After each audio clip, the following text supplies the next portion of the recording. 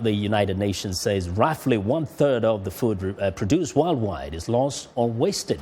In addition to failing to feed the world's hungry, the loss and waste also contributes to climate change. Agriculture and forestry are responsible for nearly a quarter of the world's greenhouse gas emissions. VOA's Steve Baragona has more. There are 6 restaurants feeding the 40,000 people here at COP21, the UN climate conference. But even the most eco-conscious diner creates food waste, more than a ton of it per day here. Handling that food waste is a 2-year-old startup company called Molino Compost and Biogas.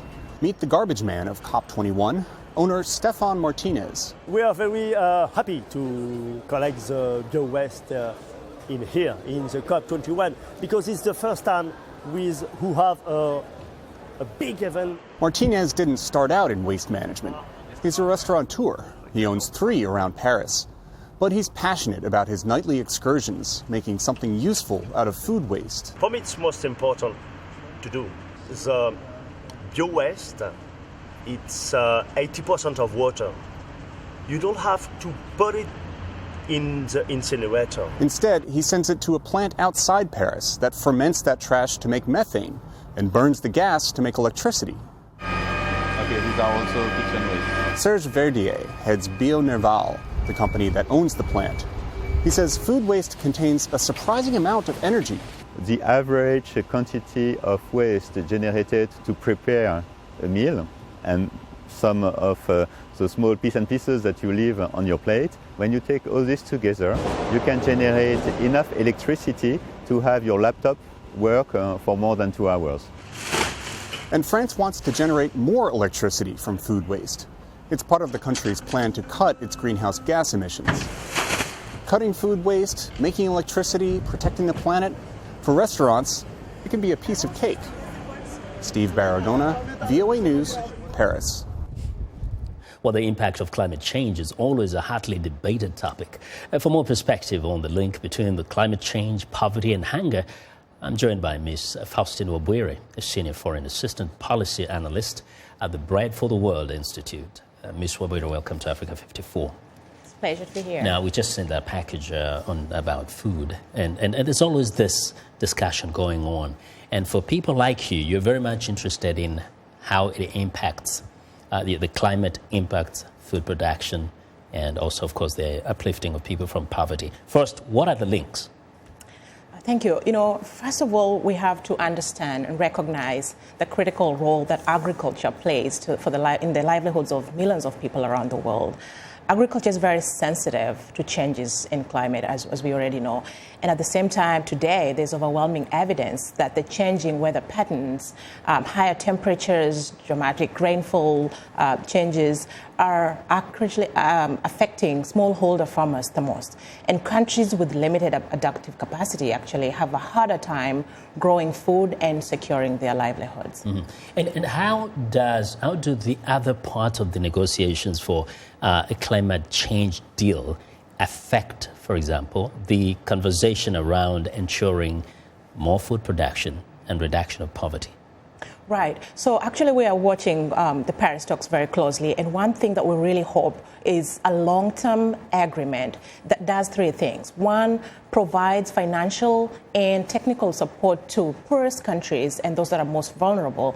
Secondly, we also want to see an agreement that reflects climate targets from all countries. And finally, we want this long-term framework to incentivize countries to begin to really cut down their carbon emissions and hopefully with time come to a very low carbon emission by the end of the century. The United States is a key player in these talks on climate change. How can the United States play a bigger role and in fact lead the way in integrating the climate change talks or the deal with food security? Right. So in March of this year, 2015, President Obama actually laid out a very clear outline of how the U.S. itself is trying to cut down its own carbon emissions. But alongside with that, we would like to see the U.S. government actually integrate climate change adaptation in its overall global food security agenda. And one of the immediate things that we hope to see, first, we would like Congress to pass the Global Food Security Act of 2015. It's very important and critical at this time as we face climate change.